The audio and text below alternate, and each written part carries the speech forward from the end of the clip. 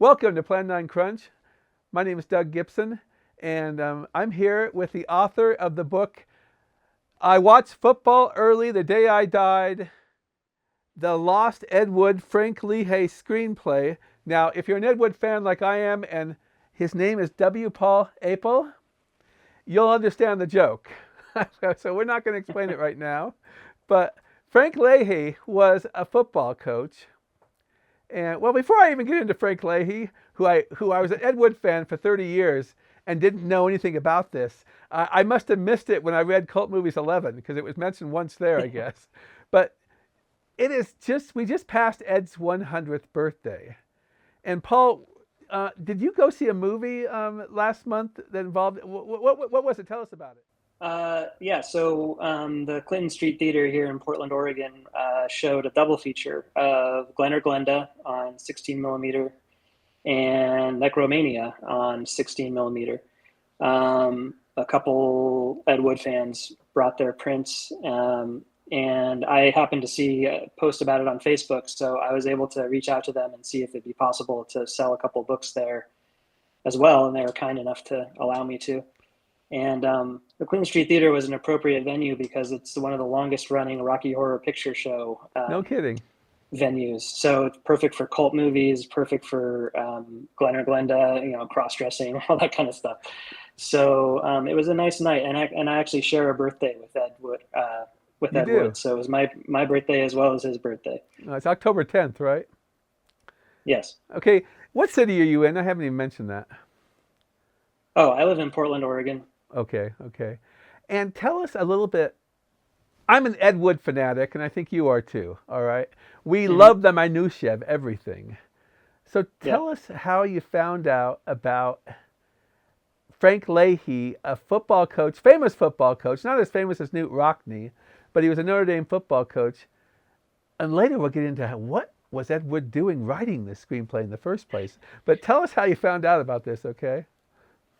Well, yeah, so you had Joe Blevins on a few episodes Yeah. ago, and I've been reading his blog for a long time, and he writes a lot about Ed Wood on there. And a guy who writes on his blog as well, Greg Javer, he had written an article on there about this mysterious screenplay, the Frank Leahy legend. I've forgotten the name of it, but anyway, the Frank Leahy legend. Um, I actually and looked for that book on Amazon, and and it's not too expensive. No, it's not. I have one here, as a matter of fact. Comes in a nice cardboard slipcase with old Frank right here, and then we've got a nice kind of embossed, kind of like a yearbook or encyclopedia or something. Frank Leahy legend. There you So go. is that more? Uh, Is that's a pretty high level edition, right? I was looking at a I think I purchased a Kindle version. I was perusing recently. Oh, well, that's a whole other part of the story. It was quote unquote rewritten, but really not rewritten. But a new edition came out with a different title, called like Iron Desire or Yeah, something like yeah. that. Um, an author named Kay Angel Roser, or or was it Kay Roser? Raven, Raven? yeah, Rosier or Yeah. Rosier.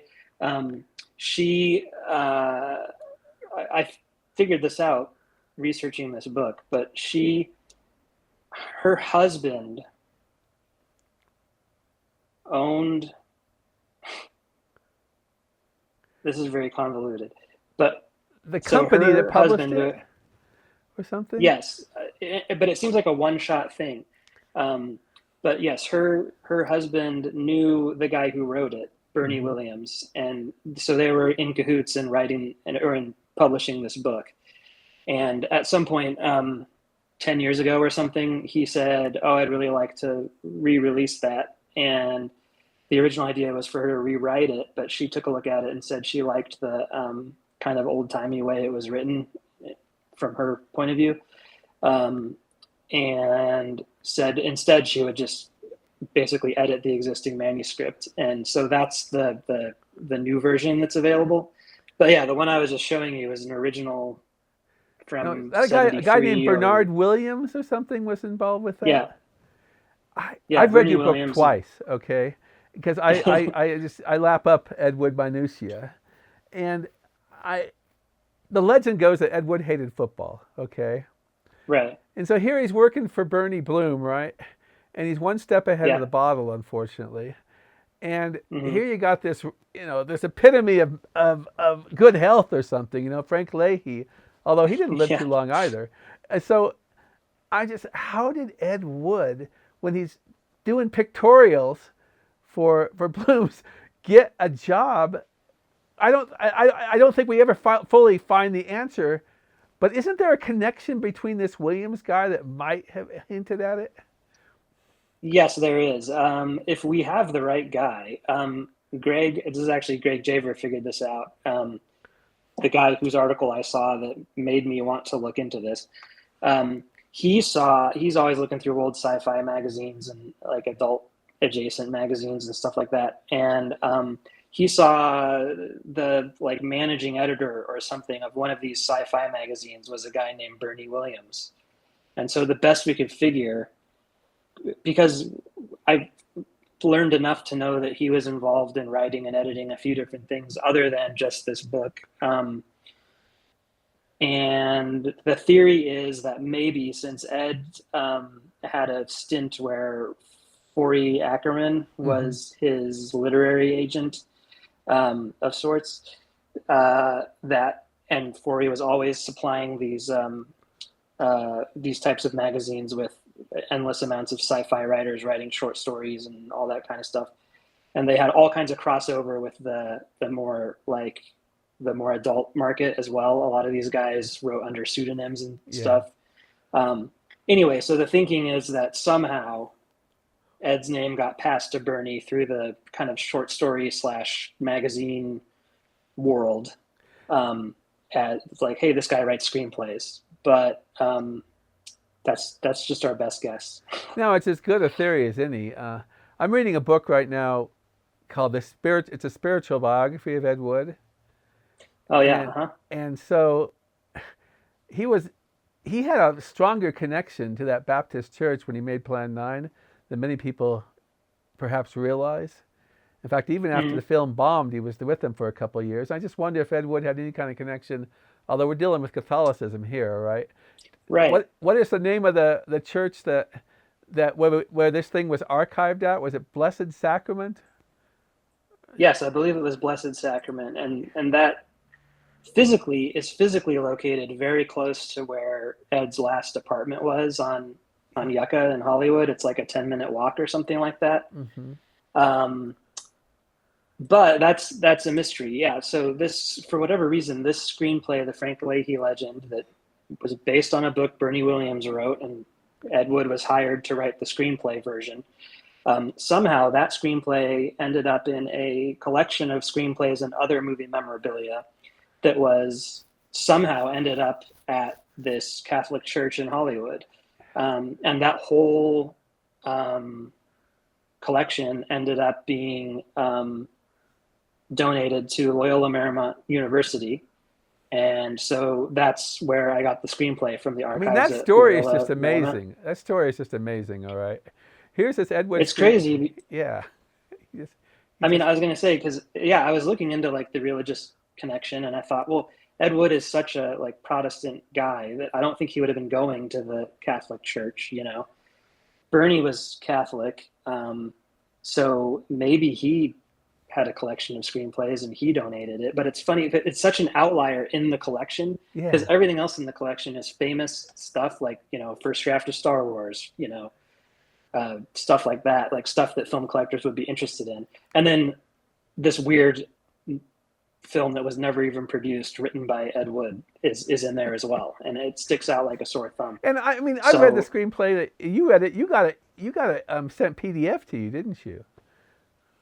yeah, so when I was getting into this, was right in the middle of when everything was shut down for the pandemic, and so I couldn't physically go to the archives and look at it, which is normally what you would have to do. But they had an online thing where if you paid a certain amount of money, they would send you the PDF, or if you paid another amount of money, they would mail it to you. But the PDF was, no, I think mailing was cheaper for some reason. So I said, go ahead and mail it to me. And they said, oh, we'll just do the PDF. And it's They didn't want for to the go to same the price. post office. I said, okay. And then on top of that, the rules are kind of, you know how like you have restrictions put on you in the archives, like you can do all the research you want, but you have to be there doing it. You can't necessarily take stuff with you or anything. So sort of the online equivalent of that was that they would send, say, like the first 60 pages, but they weren't going to send you the whole thing. But the PDF had the whole screenplay in it, and it's like 150 pages long or something. So that was amazing. So as soon as I got it, I ran down the street and printed it out, and actually I've got it right here. That had to be you exciting. You can see how big it is. Had to be. It was really exciting. Because didn't you say it was like 135 pages or something? Yeah, it might be more than that. I think it's like 150 pages. So we're talking potentially a 2.5 hour movie, right? Yeah. Now, granted, it says first draft. So presumably, if it had ever gone into other drafts, they would have cut it down a little bit. There's only like 1 or 2 scenes that are crossed out in here. But yeah, I got it printed out as soon as I got it, and I took notes all over it. And Greg Javer got his copy right around the same time. So then the two of us were talking to each other about what was in it. But it's the kind of thing, like you said, you mentioned Cult Movies 11, and that was where Ed's everyone's resume is self-written, I suppose, but Ed's resume was in there. Mm-hmm. And Frank Leahy Legend was one of the things on his resume. And up until now, that's like really the only mention of that screenplay anywhere in any Ed Wood history. And so when I was finally able to read it, it was, first of all, I wasn't even sure if it was going to really be the Ed Wood, but then right out of the gate, it's clearly Ed Wood. Well, you share a copy of the cover page in your book, which, looks like Ed Wood. Yeah, and it's got his little autograph on there, his signature, his initials. So I don't, and in fact, I don't know if the screenplay they have literally has his handwriting on it, or if theirs is a photocopy as well. I don't know, but anyway. That's interesting. You in your book you say, okay, Ed Wood didn't know much about football, but Ed Wood obviously did a lot of research in a pre-internet age. Before I get to the question, I would say, having read the script, this is a football movie with not much football in it. Okay, right. Tell us some of the research you think Ed Wood did to try to present a cohesive, at least first draft. Well, so it's hard to say, but the main thing that I noticed was that he didn't, even though it's based on this book by Bernie Williams, there's stuff in his screenplay that's not in the book. And some of that is just stuff that Ed Wood made up.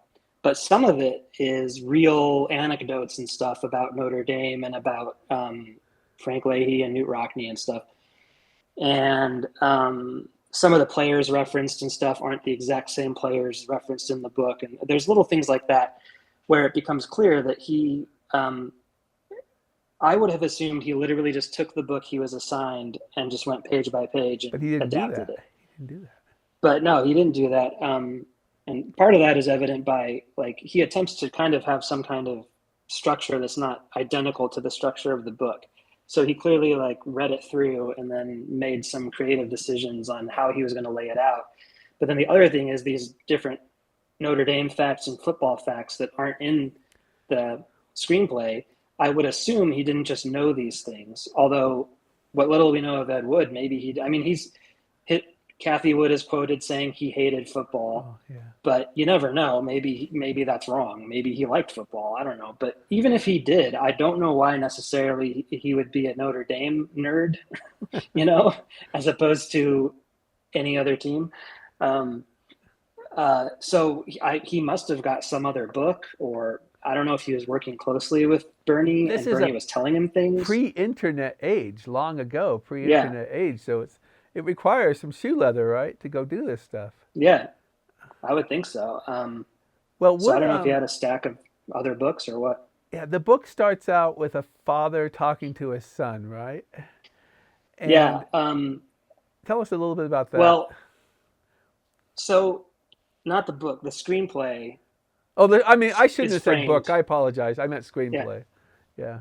Yeah, so the screenplay is framed as a father telling his son the amazing story of Frank Leahy, and then the majority of the movie is a chronological flashback of Leahy's life. And it's the book itself is told from Bernie's point of view. The concept of the book, the Frank Leahy legend, is that Bernie Williams, in the last couple of years of Frank Leahy's life, Bernie flew out to meet Frank, and they sat and had these long conversations, kind of stream of consciousness conversations that Bernie recorded with the tape recorder, and then he transcribed them, and then that's the book. I don't know how much of that is true, Mm-hmm. because I reached out to Raven, who edited the book, and her husband knew Bernie Williams and all that kind of stuff, to ask if she'd ever seen the tapes, if she'd ever heard the tapes, and she said no, she'd never seen any of that stuff.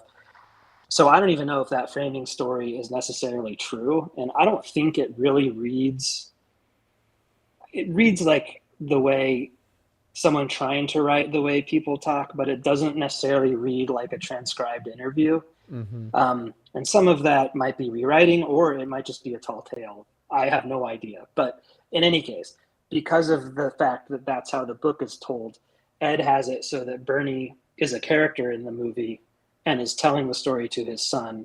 And then towards the end of the movie, it loops back on itself, and it tells the story of how Bernie met Frank and knew him late in life and all this kind of stuff. And for a minute, as I was reading it, I got excited and thought, what if this goes so meta that it gets up to Bernie wanting to make a movie, and the screenplay itself tells us how he came to make the movie, but it doesn't go that far, unfortunately. Well, he's talking to his son, and there are scenes like a murder of his father, right, in the screenplay. Okay, come back to us, all right? Hey, Jack.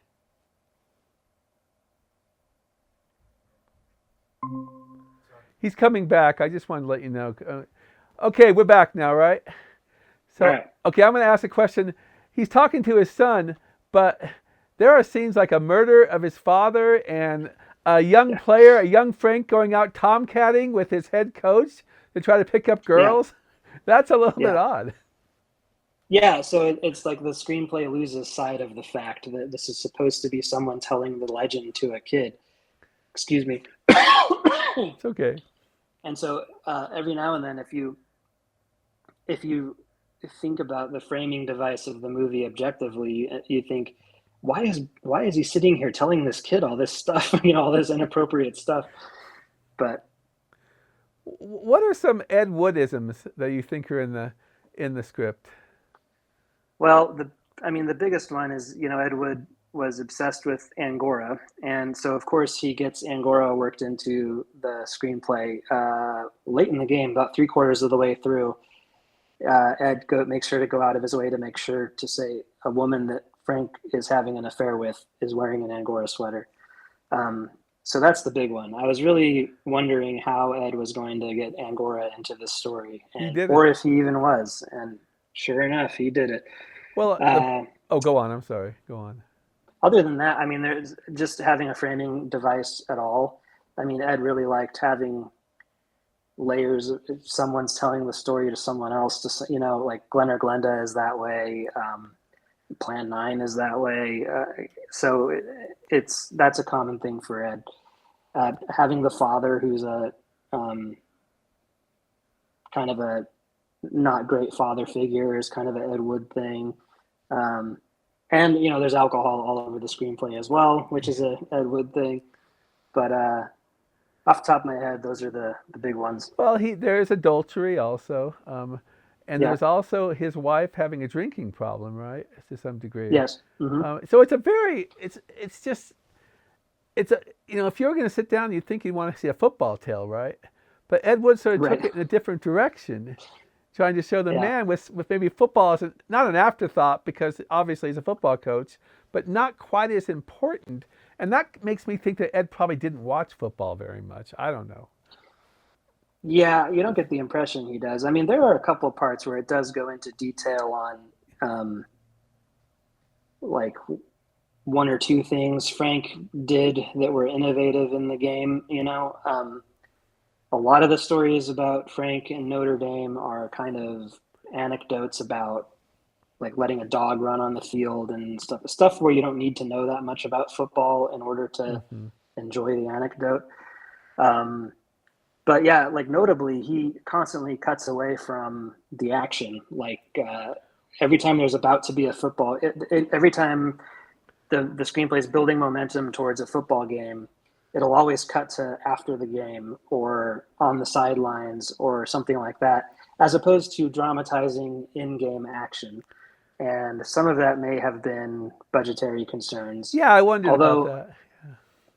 I don't, the thing is, I don't know whether they said, hey, write the screenplay however you see fit, or if they said, hey, here's our budget, write to this budget, or if Ed was like, thought he's doing them a favor and thought to himself, I'm going to do this in a way where it can get produced, whatever the case may be, there's no football action in almost the entire screenplay. And when there is, it's usually Ed says to cut to stock footage.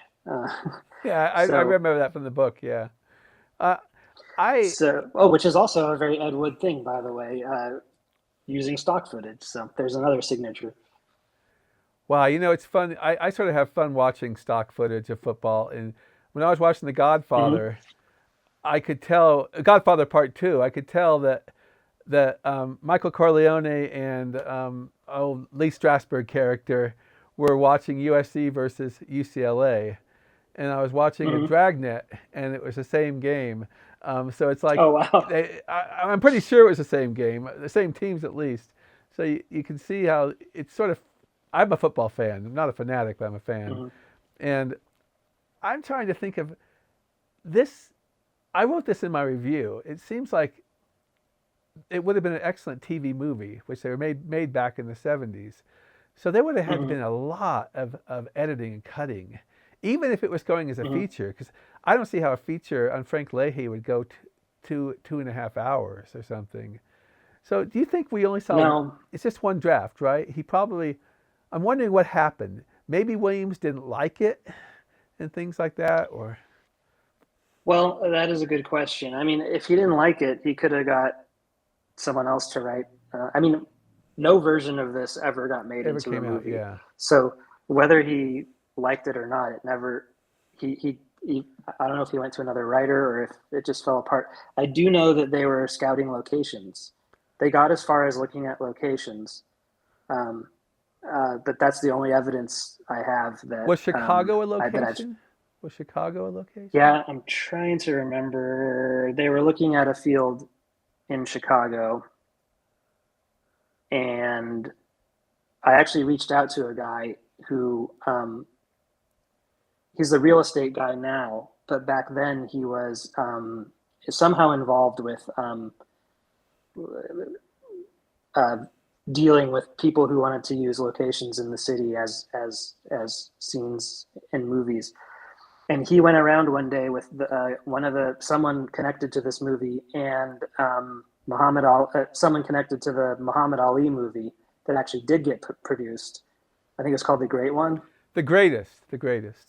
The the greatest. Um, so he said he did not remember. He doesn't remember scouting locations for a Frank Leahy movie, but that he does remember meeting Muhammad Ali. So. Well, it does look like the Frank Leahy movie, if there was a connection there, this was not a fly by night company. In fact, it wouldn't have been because I watched The Greatest on TV recently. It's hung around for a Oh long time. well, I think they were. I think they were unconnected, except for that they were both scouting locations Oh, in okay, okay, Chicago. okay. Yeah. There's so much poignancy at this time. I don't know if you've read the book When the Topic is Sex that has Ed's Hmm. nonfiction. It talks about how he did a lot of research, even though he's writing for Hmm. these I guess they were high priced back then, but still they were pornography. He would do Yeah. he would do a lot of research. So I get this idea, this poor guy living in Yucca, place, and just still working his heart out, probably with a bottle next to him, and a glass of Hmm. Kool-Aid in the morning when he woke up, and just putting this Hmm. stuff out as he's losing the battle with his health. It Hmm. seems to me that maybe we don't know as much yet about Ed Wood as sometimes we think we do. Your book that came out is a big revelation to people that he was writing more than just pornography. Um, Hmm.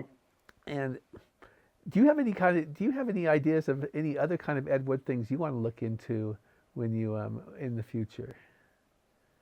Well, that is a good question.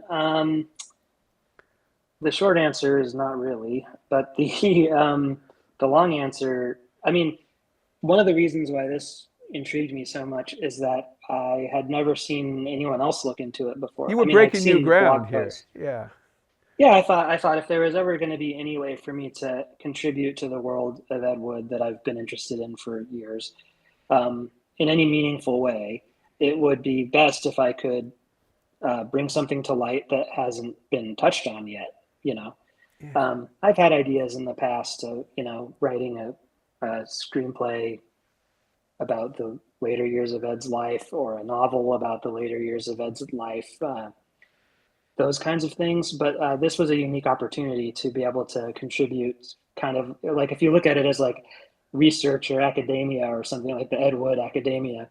I was able to contribute something to the world of Ed Wood, and so that's why I latched onto this thing. Like I didn't even necessarily, I'm not that interested in football or Notre Dame, but it was totally unique among anything that I'd never seen it mentioned in any documentaries, never seen a book about it, not even an article in a magazine.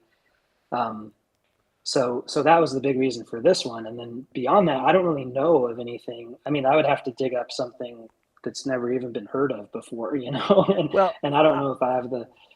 I think there's a lot still to be discovered in the Bernie Bloom era of his life. Mhm. I've been really look. I have not read Nightmare of Ecstasy for like 8 years, but I've read it 100 times. Mhm. Okay, Mhm. and I always wanted to see a biography, and we're starting to see things come in. Joe Blevins' book he co-wrote gives Wood's life Mhm. through Stephen Apostoloff quite a bit, Mhm. and the book Bob came out with shows a lot of his life with Kathy and also her background, and they having friends and going out on things. And this book by Angel Mhm. Scott, which I'm going to have her on in a couple of weeks also, Mhm. gives a tremendous amount of new information about the making of Plan 9 and Ed Wood's religious background. So I still think Mhm. there's a lot of stuff to find about Ed Wood. And your book Mhm. provided a whole new thing that Ed Wood was doing that was not, people would not think Ed Wood was doing. I want to ask you a question Right. before what is your professional opinion of the screenplay? And because you went through every chapter and I read them, I devoured every chapter of this book.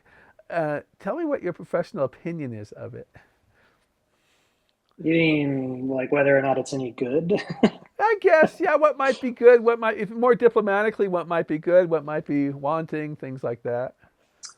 Yeah, well, okay, so I feel like it's similar to other things I have read by Ed Wood in that, like you say, it has its moments, and then it's not so great moments.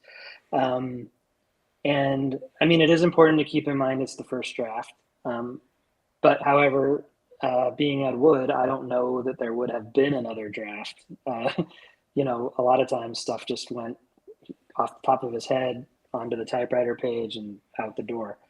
Uh, but I was impressed, even though it was clearly a work for hire, and not something he would normally be interested in.